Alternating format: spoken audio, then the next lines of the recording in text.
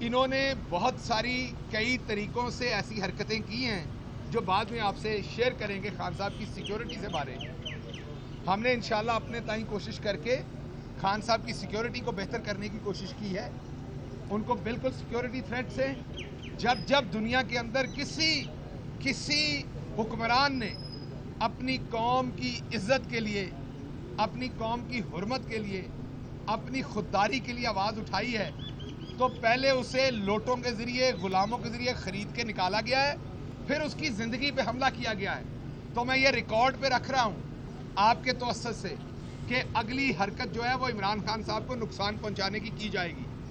اس لیے حکومت وقت کو بھی یہ پتا ہو، لا انفورسمنٹ کو بھی یہ پتا ہونا چاہیے کہ خان صاحب کی سیکیورٹی کا مناسب انتظام کرنا ہے. ہم ایز اے پولیٹیکل پارٹی بالکل اس کی کوشش کر رہے ہیں، کریں گے، اور جو ہمارے وسائل ہیں اس میں ہم یہ کر رہے ہیں. لیکن یہ صرف میں انٹرنیشنل کانسپریسی کسی کی بات نہیں کر رہا.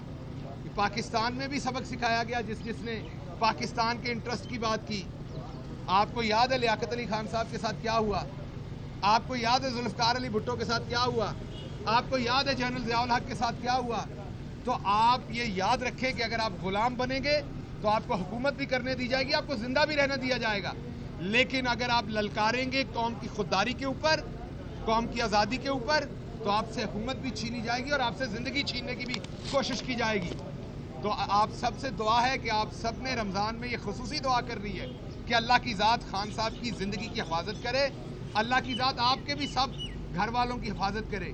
میں تو یہ کہتا ہوں جو اپوزیشن ہے ان کی بھی اللہ زندگی کی حفاظت کرے. ہم یہ چاہتے ہیں کہ وہ اپنے جرائم کی سزا بھگتیں، اپنی لوٹ مار کی، لیکن اللہ ان کو زندگی دے. تو آپ سب سے میری یہ گزارش ہے کہ خان صاحب کی جو زندگی ہے اس کے لیے ضرور دعا کریں، ان کی سیفٹی کے لیے ضرور دعا کریں. انہوں نے خط لکھا ہے کہ وہ جو ایک کرمنل یہاں سے بھاگ کے گئے ہوئے ہیں نواز شریف صاحب، ان کو ڈپلومیٹک پاسپورٹ ایشو کیا جائے. ایک طرف ہمارے جیسے لوگ جن کے پاس ان کے پاس ابھی تک کوئی ایسا ثبوت نہیں. آج بھی بیرسٹر صاحب بتائیں گے کہ جب عدالت کے اندر پوچھا گیا تو کوئی ایسی بات نہیں تھی. ایک ہمارے جیسے لوگ ان کو اسٹاپ لسٹ میں ڈالتے ہیں، اور جو عدالت سے کنوکٹڈ ہیں، سزا یافتہ ہیں، جیل سے بھاگے ہوئے ہیں، انہیں ڈپلومیٹک پاسپورٹ دیتے ہیں. کچھ تو اس آئین کی، اس قوم کی عزت کا خیال کریں. چلیں اور کچھ نہیں، کچھ حیا ہی کر لیں، کچھ سوچ لیں. اگر آپ نے اسے لانا ہی ہے، اب آپ کا ہاتھ پڑتا ہے، اب آپ کی 7ویں 100 ہے، مین 7 اور 20 ہوں تو آپ کا 100 بنتا ہے. اب تو آپ نے اس کو لانا ہی ہے تو عام پاسپورٹ پہ لے آئیں. بےعزتی کیوں کرتے ہیں پاکستان کے آئین کی، اخلاقیات کی؟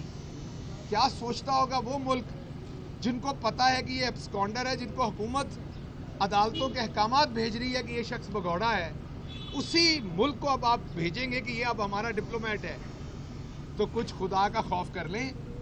اگر آپ نے یہ سیرا لگانا ہے میاں صاحب کو تو چلو ادھر لگا لیں، گھر میں بےزتی ہوگی قانون اور آئین کی.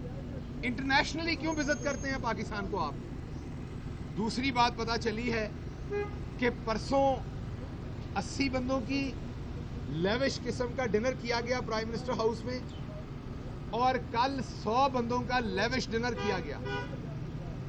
میں اس جگہ پر عمران خان صاحب سے بھی سوال پوچھتا ہوں کہ آپ نے 3.5 سال تو چائے اور 2 بسکٹ سے آگے بات نہیں بڑھنے دی. بیچارہ کوئی صحافی بھی ملنے آتا تھا تو کئی دفعہ چائے اور 2 بسکٹ بھی نہیں ملتے تھے، اور سارے صحافی اس کے گواہ جو وہاں گئے ہوئے ہیں اعتراض بھی کرتے رہے وہ. تو اب یہ جو سرکار کے خرچے پر 100 کی تعداد میں لیوش ڈنر کیے جا رہے ہیں، تو خان صاحب یہ آپ نے اتنا پیسہ ان چوروں کے لیے بچایا تھا 3.5 سال تاکہ آگے یہ اس کی تباہی کر دیں.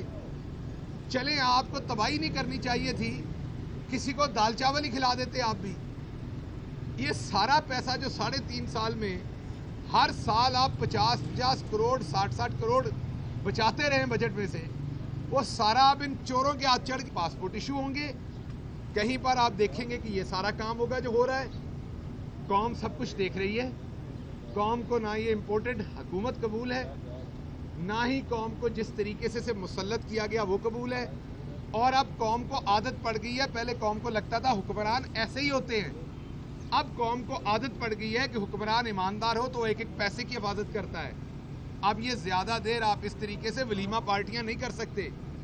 یہ جو کل آپ نے شہباز شریف صاحب کی ولیمہ پارٹی کی ہے پرائم منسٹر ہاؤس میں، یہ زیادہ دیر ان تہاڈیاں ولیمہ پارٹیاں نہیں ہونیاں۔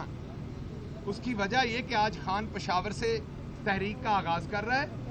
آپ کے انشاءاللہ سامنے خان صاحب رکھیں گے کہ کس طریقے سے یہ ساری سازش بنی گئی اور ان کا آگے پاکستان کے لیے کیا مطمع نظر ہے۔ آپ کو لگتا ہے کہ اس طرح کے کرپٹ لوگ جن کی ساری دولت ان کے پاس پڑی ہے، یہ کبھی ان کے خلاف کوئی بات کر سکتے ہیں؟ کل متی اللہ جان صاحب مجھے کہہ رہے تھے کہ آپ امریکہ مرد آباد کا نعرہ لگائیں، تو میں نے ان کو جواب دیا کہ ہم کوئی بھی پاکستانی، ہمارے مذہب میں یہ تلقین ہے کہ ہم کسی ملک کے ساتھ نفرت نہیں کرتے، لیکن امریکہ کی جو پالیسیز ہیں پاکستان کے خلاف، ہم ان پہ بالکل تنقید کرتے، ببانگے دول کرتے، بغیر ڈرے ہوئے کرتے ہیں۔ لیکن امریکہ کے اندر اچھے لوگ بھی ہیں۔